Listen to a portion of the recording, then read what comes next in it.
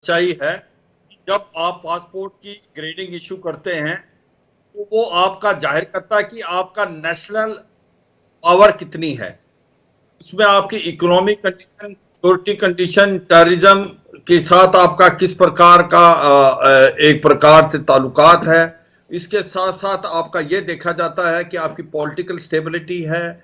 तो ये सब मिला के इसको नेट सिक्योरिटी जो इंडेक्स है उसके तहत बनाया जाता है। और जिस पासपोर्ट की रैंकिंग में जो नीचे होता है, इसका मतलब उसकी कंडीशनें अच्छी नहीं है। जैसे बनस्पत इस बार जो हुआ है, पाकिस्तान को जहां पहले था उससे काफी नीचे और आ गया है। यह दर्शाता है कि पाकिस्तान की जो इंटरनल हालात हैं वो अच्छी नहीं है। उसके अंदर चंद एक चीजें हैं। एक तो इनकी इकोनॉमिक कंडीशन, पॉलिटिकल इंस्टेबिलिटी, आतंकवाद का बढ़ना। और दुख की और सच्चाई ये भी है कि आज इनकी रैंकिंग सोमालिया से भी नीचे गिर गई है। सोमालिया 102 है जबकि पाकिस्तान न्यू रैंकिंग में 103 है।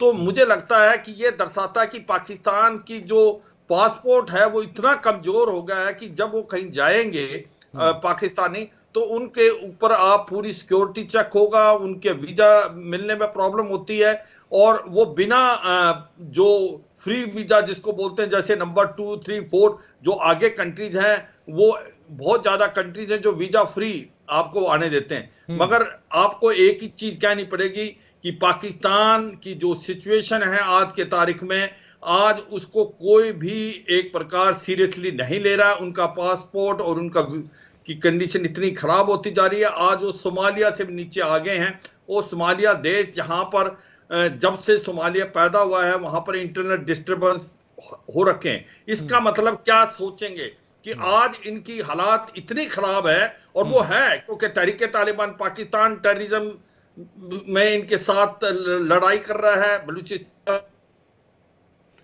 बलूचिस्तान में भी हालात कमोबेश खराब ही हैं। हैदर हयात साहब पाकिस्तानी पत्रकार हैं, हम उनसे ही जवाब ले लेते हैं। पाकिस्तान के पासपोर्ट की जो रैंकिंग है वो लगातार नीचे गिनती जा रही है। कई आधार यहां पर रिटायर्ड जनरल AK सिवाज जी ने बताए, लेकिन जरा आप बताइएगा कि पाकिस्तान के अंदरूनी हालात कैसे हैं, जमहूरियत का क्या हाल है और हुकूमत क्या कर रही है। बिस्मिल्लाहिर्रहमानिर्रहीम। बहुत शुक्रिया आपका। देखिए, इसमें तो कोई शक नहीं है कि पाकिस्तान में इस वक्त पॉलिटिकल अनसर्टेनिटी है और उसी की वजह से शायद यहाँ पे इकोनॉमिक इंस्टेबिलिटी भी है।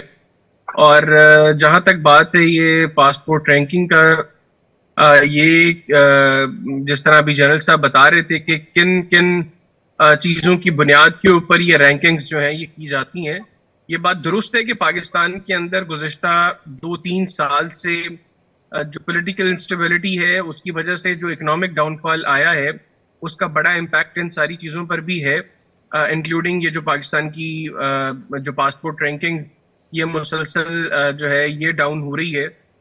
इसमें मैं ये समझता हूँ कि पाकिस्तान की हुकूमत को अब समझना चाहिए चीज़ों को और ये पॉलिटिकल इंस्टेबिलिटी इसको ख़त्म करना चाहिए, क्योंकि ये पॉलिटिकल इंस्टेबिलिटी ख़त्म होगी तो ही अल्टीमेटली मामला बेहतरी की तरफ बढ़ेंगे। जब तक पॉलिटिकल इंस्टेबिलिटी रहेगी तब तक ना इकोनॉमिक स्टेबिलिटी आएगी मुल्क के अंदर और ना ही जो उसके साथ लिंक्ड चीज़ें हैं उनमें किसी तरह की कोई बेहतरी आएगी।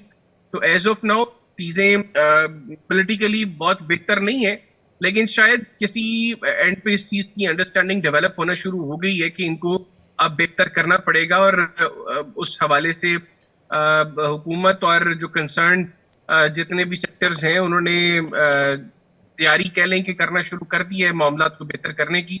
मैं उम्मीद करता हूं कि आने वाले वक्त में चीजें बेहतरी की तरफ बढ़ेंगी। नहीं, हैदर हयात साहब आपने कहा कि तैयारियां कर ली हैं। हम सभी जानते हैं कि पाकिस्तान के पूर्व प्रधानमंत्री इमरान खान जेल में हैं और PTI के जो समर्थक हैं अक्सर सड़कों पर आते हैं। राजनीतिक अस्थिरता का आपने जिक्र किया, वो पाकिस्तान की सड़कों पर और पाकिस्तान की आवाम के भीतर साफ मौजूदगी उसकी दिखाई देती है कि वो नाखुश हैं। क्या रोडमैप तैयार कर रही है इस समय की हुकूमत वहां पर? देखिए, मैं आपका सवाल प्रॉपर तरीके से अंडरस्टैंड नहीं कर पाया, लेकिन जहां तक बात जो मैंने अंडरस्टैंड किया, आपने इमरान खान साहब से मुताल्लिक जो बात की है, जो पॉलिटिकल इंस्टेबिलिटी की मैंने पहले बात की थी वो यकीनी तौर पर पाकिस्तान तहरीक इंसाफ के साथ जो हुकूमत के मामलात थे उसी बुनियाद पर मैंने बात की थी। और अभी पाकिस्तान के अंदर डायलॉग और पार्लेज जो है वो शुरू हो चुके हैं गवर्नमेंट और पाकिस्तान तहरीक इंसाफ के दरमियान।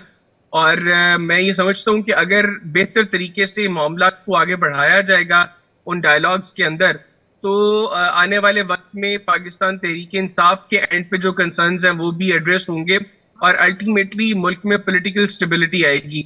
उसके लिए जरूरी था पहले कदम पे बैठना, तो वो बैठ गए हैं। 2 सेशंस हो चुके हैं। अब तीसरे सेशन के बाद देखते हैं कि चीजें किस रुख पर जाती हैं। मैं बड़ा पॉजिटिव हूँ इन चीजों को लेके और मैं समझता हूँ कि देर आए दुरुस्त है। अब टेबल के ऊपर कम से कम बैठ के बातचीत शुरू हो गई है। मुझे उम्मीद है कि इससे इंशाल्लाह पॉजिटिव एंड पे चीजें जाएंगी। Retired group captain U K Devnath ji, जरा आप उन वजहों को बताइएगा। हमने अभी हैदर हयात साहब को भी सुना, तहरीके इंसाफ का वो जिक्र कर रहे थे पाकिस्तान की। इसके अलावा वो कह रहे थे कि मीटिंग का जो दौर है वो जारी है। लेकिन आपको क्या वजह नजर आ रही है कि पाकिस्तान की जो पासपोर्ट है रैंकिंग में इतना पिछड़ता हुआ क्यों जा रहा है, और पाकिस्तान के अंदरूनी हालात इस समय क्या है? जी हाँ आशीष जी, ये समझना पड़ेगा कि ये रैंकिंग जो होती है ये विश्वसनीय का एक आधार है। ये दिखाता है कि दुनिया के कौन से ऐसे देश हैं जो कि आपके देश के विजिटर को वेलकम करते हैं। जैसा कि जनरल शिवाज ने बताया, पाकिस्तान की आर्थिक जो मापदंड है वो इसमें बहुत इंपॉर्टेंट फैक्टर है। एक बहुत बड़ा फैक्टर इसमें यह होता है कि दुनिया के देश कैसा समझते हैं कि आपके मुल्क के विजिटर या टूरिस्ट अगर उनके देश में जाते हैं तो वो कैसा व्यवहार करते हैं।